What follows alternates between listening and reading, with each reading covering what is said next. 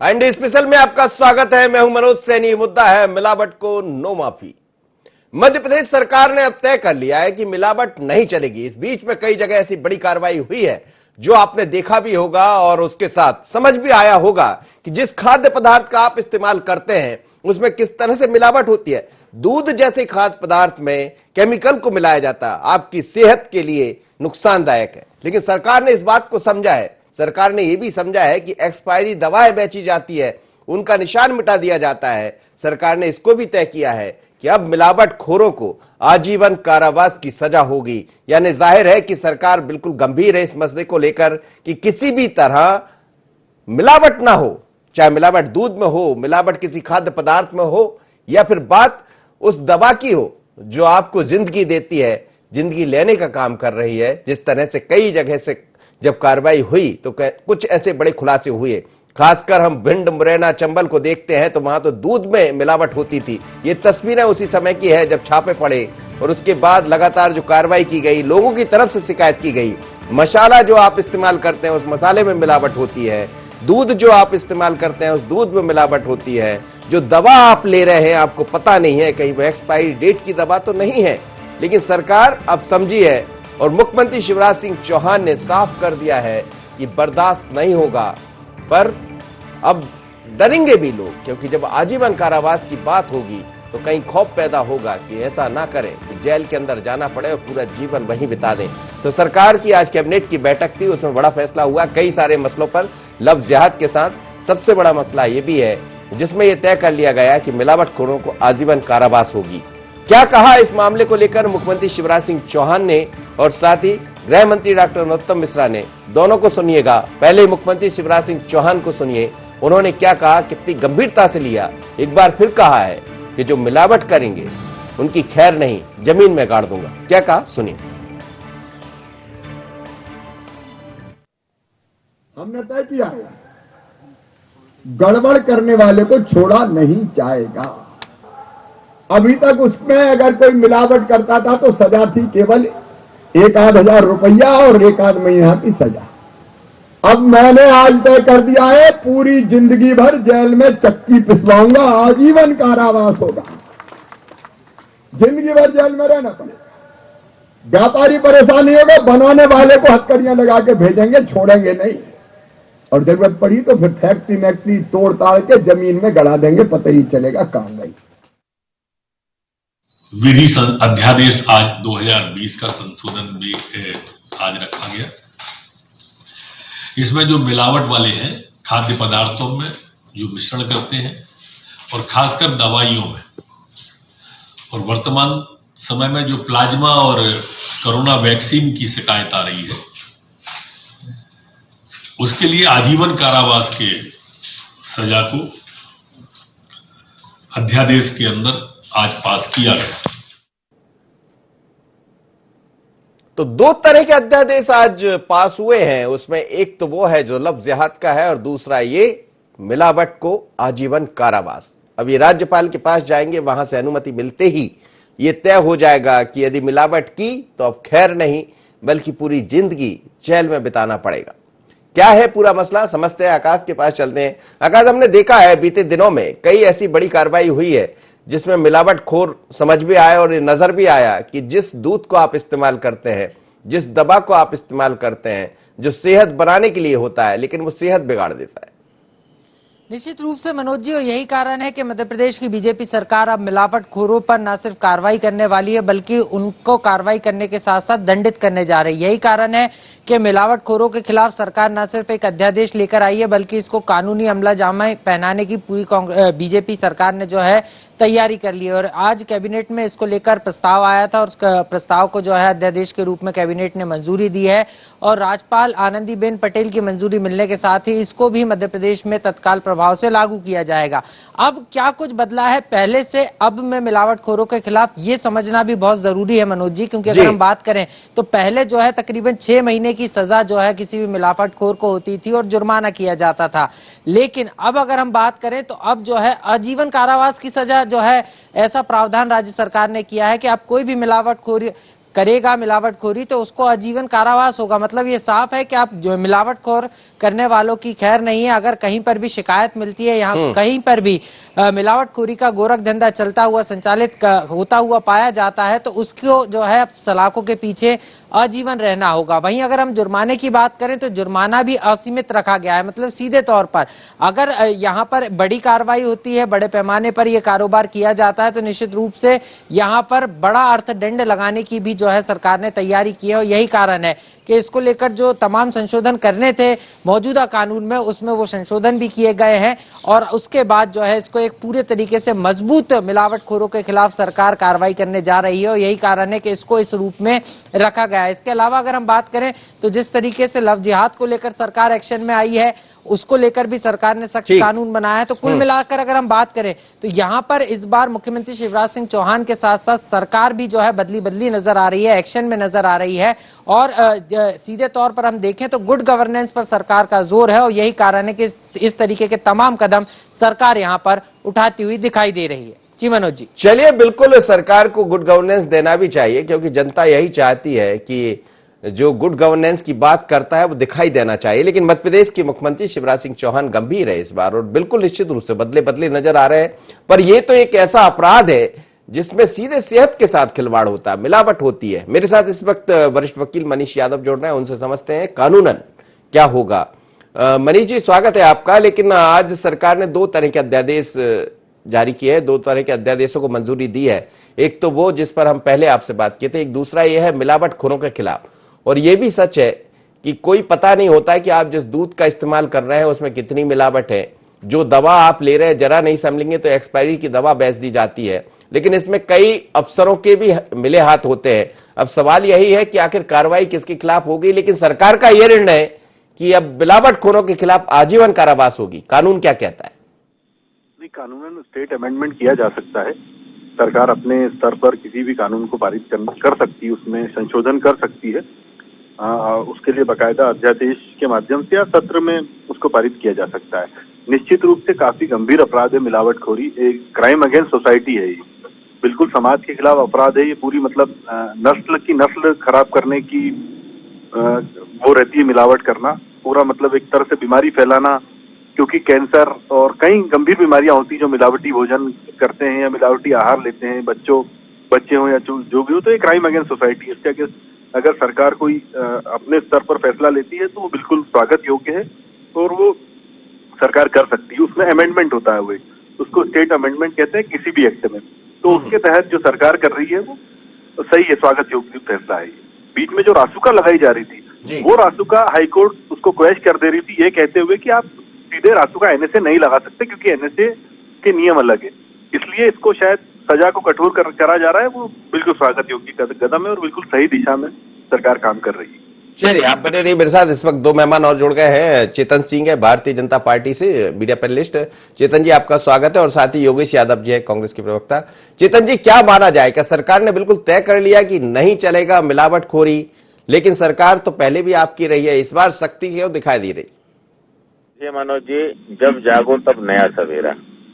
सारा हिंदुस्तान मिलावट के इस संक्रमण में इस कदर जकड़ा हुआ है जिसकी शायद कल्पना शायद नहीं होगी लोगों को।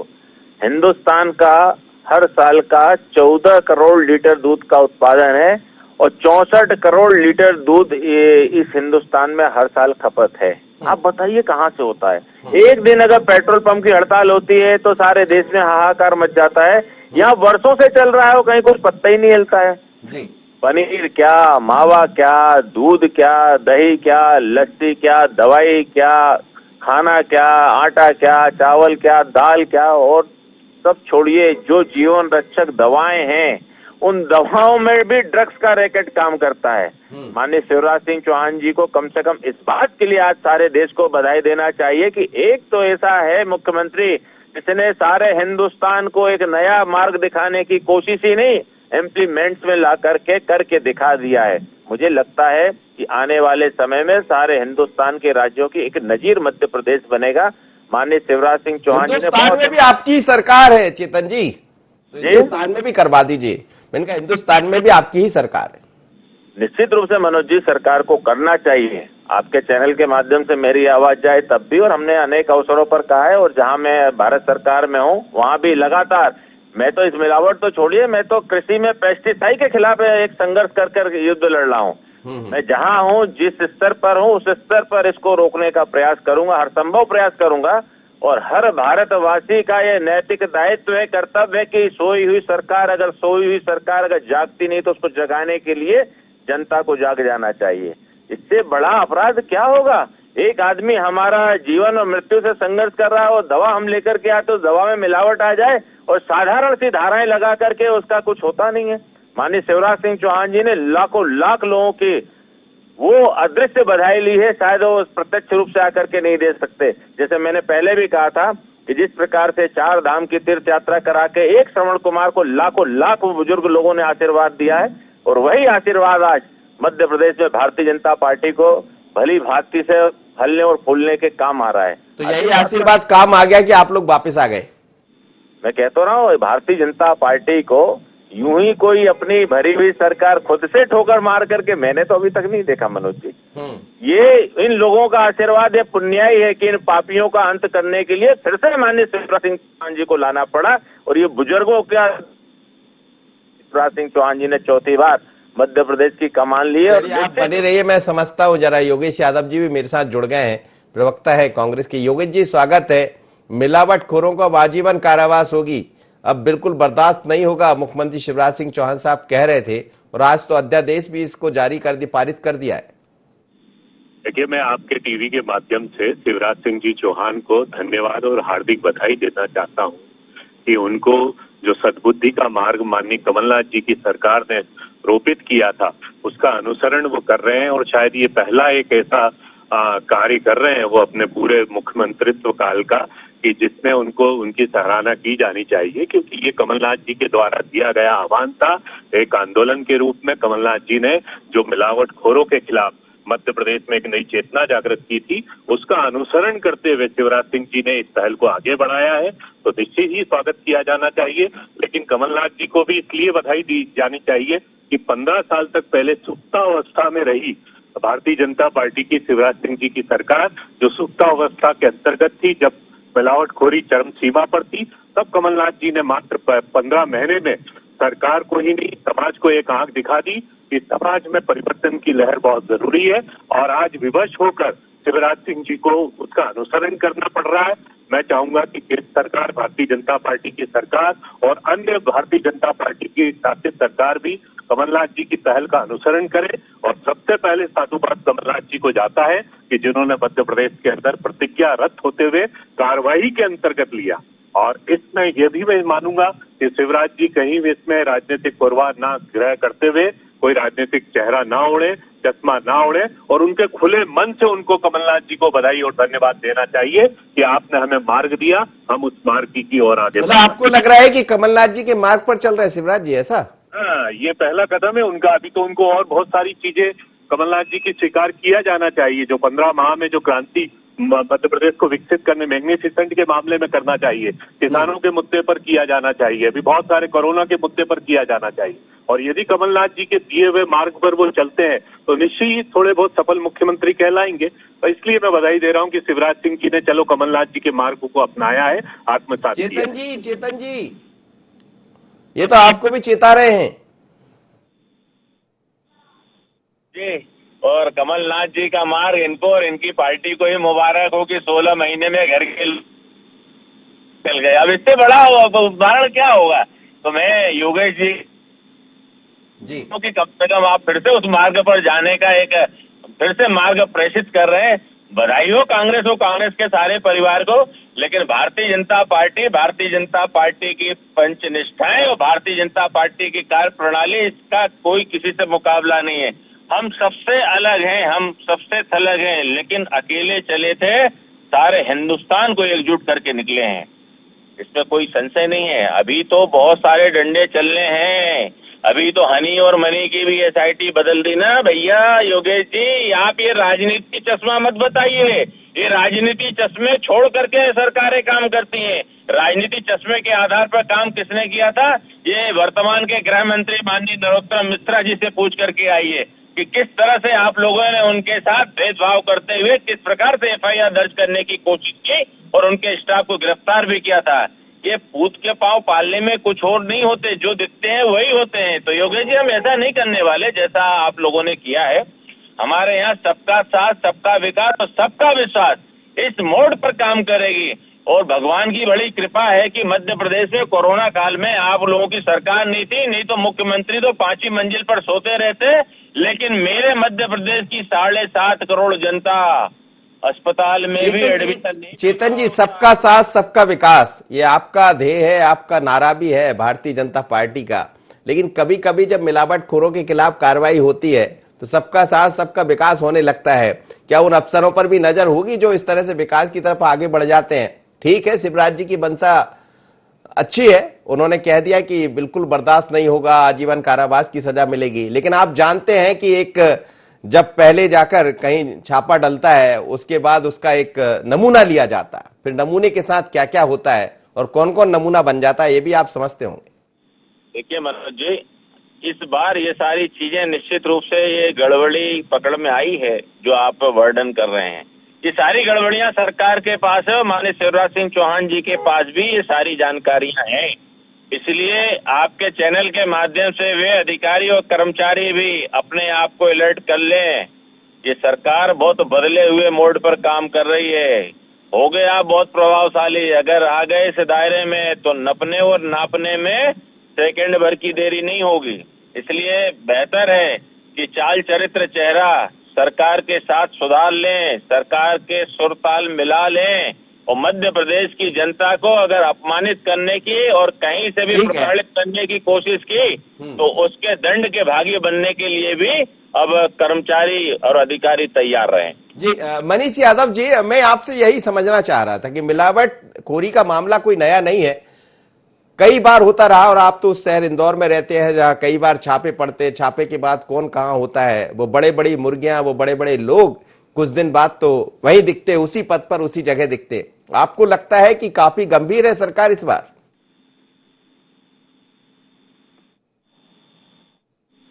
चलिए मनीष जी, मेरी आवाज सुन पा रहे हैं? योगेश यादव जी जुड़े हैं मेरे साथ। योगेश जी, मेरी आवाज सुन पा रहे हैं? हाँ बिल्कुल सुन रहा हूँ जी। आप सुन रहे होंगे, मेरा सवाल भी आपसे भी यही था। आप लोग ने भी जब कार्रवाई शुरुआत की 18 महीने पहले, 16 महीने पहले, जिसका आप जिक्र कर रहे थे, लेकिन कई दफा ये होता है कि वो लोग बच निकलते हैं जो इसमें शामिल होते हैं। लेकिन अब सरकार की ये जो गंभीरता दिखाई दे रही है मिलावटखोरों के खिलाफ, आपको उम्मीद है कि ये सब विधिवत तरीके से आगे बढ़ पाएगा? और चेतन जी बहुत कुछ कह रहे थे आपके लिए। नहीं, बहुत अच्छी बात है, स्वागत है। और निश्चय ही बिल्कुल जहां अपराध है, जहां अपराधी है, उन पर निश्चय ही कड़ी कार्रवाई की जानी चाहिए। लेकिन मनोज जी, इस तथ्य को कोई नहीं झुठला सकता कि इस पूरे विधेयक में मिलावटखोरी के खिलाफ, चाहे ग्वालियर से इंदौर हो, इंदौर भोपाल से जबलपुर हो, इस पूरे विधेयक और प्रकरण को वैज्ञानिकता किसने प्रदान की और मध्य प्रदेश में प्रथम शुरुआत किसने की, ये सब ऐतिहासिक दस्तावेज में उपलब्ध है। हाँ, ये बात मैं निश्चित चेतन जी की बात कहूंगा कि कहीं कोई अधिकारी उन्हीं नेताओं को सेटिंग करके और आपसी करके, बड़े विचित्र विचित्र अनुभव है राजनीति में। तो अब जिसकी सरकार थी आप अच्छी तरह जानते हैं कि जिनके खिलाफ कार्रवाई होना थी उन्हीं को जांच सौंपी गई। बहुत सारे कांड हैं यहाँ पर, आप अच्छी तरह जानते हैं, व्यापम घोटाले से लेकर अन्य घोटाले, खदान के घोटाले हुए हैं। तो ये अच्छी बात है। चेतन जी ने कहा है कि हमारी सरकार यदि इतनी पारदर्शी होती है तो स्वागत योग्य है। हम तो यही मानेंगे कि कमलनाथ जी से 15 महीने में चलो भारतीय जनता पार्टी ने कुछ तो सीखा है, कुछ तो वो आगे बढ़े, कुछ तो हमें दिख रहा है कि कुछ करके दिखाएंगे, वरना तो फिर वही 15 साल डायलिसिस वाली सरकार। जी जी चेतन जी जवाब दीजिएगा, लेकिन सवाल मेरा वही है। आपने कहा कि बिल्कुल किसी नेता, किसी कोई भी ऐसा व्यक्ति छोड़ा नहीं जाएगा, और जब जब अधिकारी कोई ऐसा काम करते हैं तो उसको संरक्षण मिलता है कुछ नेताओं का। मैं नहीं कहता कि सभी ऐसे होते, ये तो दुनिया है, हर तरह के लोग यहाँ देखने को मिलते हैं। लेकिन दृढ़ इच्छा शक्ति एक अलग तरह का मसला है, और मुख्यमंत्री जी की दृढ़ इच्छा शक्ति ठीक है, बाकी की इच्छा शक्ति जागृत हो जाएगी। देखिए, मुखिया की इच्छा शक्ति, युद्ध तो सेनापति के मार्गदर्शन में होता है, युद्ध सेनापति के निर्देशन में होता है ना। अगर सेनापति ने ठान लिया है तो बाकी दाएं बाएं क्या है। सेनापति ने निर्णय कर लिया है कि मिलावटखोर जेल के शिकंजों में होंगे तो होंगे, अगर षड्यंत्रकारी शिकंजों में होंगे तो होंगे। इस मध्य प्रदेश में कानून व्यवस्था का दुरुपयोग करने वाले चाहे कितने भी रसूखदार हो, 24 घंटे में, अब तो देख तो रहे हो आप उज्जैन में किस तरह से सरकार ने अपना निर्णय लिया है। ये वर्तमान का मध्य प्रदेश है, ये कोरोना काल से निकलने वाला मध्य प्रदेश है।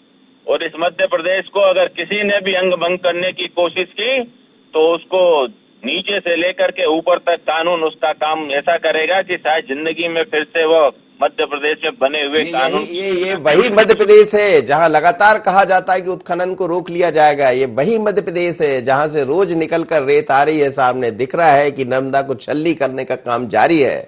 और ये वही सरकार है जो कहती है कि नहीं चलेगा इस तरह का मसला। तो जी, आपने जिन बातों की ओर ध्यान आकर्षित किया है, निश्चित रूप से ये सारी चीजें भी टारगेट पर है सरकार के। और जिन जिन लोगों पर सरकार की निगाह है, निश्चित रूप से हम ये नहीं कह रहे कि 24 घंटे में कोई हमारे पास अलाउद्दीन का चिराग है कि सब हम बदल दें, लेकिन नीयत हमारी सब बदलने की है। कुछ समय जरूर लग सकता है इन व्यवस्थाओं में परिवर्तन लाने के लिए, लेकिन व्यवस्थाओं में परिवर्तन ला करके रहेंगे। चाहे वो भू माफिया हो, चाहे मिलावटखोर हो, चाहे षड्यंत्रकारी हो, चाहे खनिज माफिया हो, किसी भी माफिया को ये सरकार बख्शने के मूड में नहीं है। और निश्चित रूप से मध्य प्रदेश में इसके बहुत अच्छे परिणाम बहुत जल्द आपको देखने को मिलेंगे। जी चलिए, बिल्कुल आप बने रहिए मेरे साथ। इस वक्त मैं एक प्रतिक्रिया लेता हूं योगेश जी से। योगेश जी, मसला वहीं आकर ठहर जाता है कि राजनेताओं का संरक्षण मिल जाता है अफसरों को, राजनेताओं का संरक्षण मिल जाता है ऐसे मिलावटखोरों को जो लगातार इस धंधे में लगे रहते हैं, लेकिन उनको शर्म नहीं आती। वो समझते नहीं है कि हम जिस दूध को दे रहे हैं, जिस खाद्य पदार्थ को जनता तक पहुंचा रहे हैं, उसमें आपके हमारे कोई भी व्यक्ति हो सकते हैं, लेकिन समझ नहीं आता। क्या आपको लग रहा है कि आंखें खुल जाएंगी ऐसे लोगों की यदि आजीवन कारावास होता है तो? मनोज जी, देखिए, आपने मेरी जो विसंगति थी, जिसको मैंने इशारा दिया था कि जांच उसी को सौंपी जाती है जो स्वयं अपराधी होता है।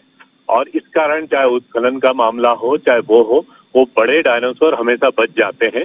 और जो छोटे छोटे कीड़े मकोड़े हैं जिन पर कार्रवाई करके एक प्रतीक के रूप में बता दिया जाता है कि आज हमने उसकी दुकान सील कर दी, आज उसको रासुका में बंद कर दिया, लेकिन यदि इसको पूंछ पकड़कर हम जाएंगे तो उन अधिकारियों तक पहुंचना बहुत आवश्यक है जिनका संरक्षण है, जिन्होंने इसको पूरे प्रक्रिया को, कृत्य को एक प्रशासन की कार्रवाई के अंतर्गत ले लिया है और इसको एक सामान्य घटना मान रहे हैं। यदि भारतीय जनता पार्टी की सरकार वो निचले और वो प्रतीक और प्रचार से बचकर उन बड़े डायनासोरों को पकड़ती है या उनको गिरफ्त में लेती है, लेकिन दुर्भाग्य ये होता है प्रजातंत्र का या सरकारी या राजनीतिक संरक्षण का कि उन्हीं को जांच सौंप दी जाती है कि जो स्वयं अपराधी है और वो छोटे का शिकार करके अपने आप को नीट एंड क्लीन बच जाते हैं।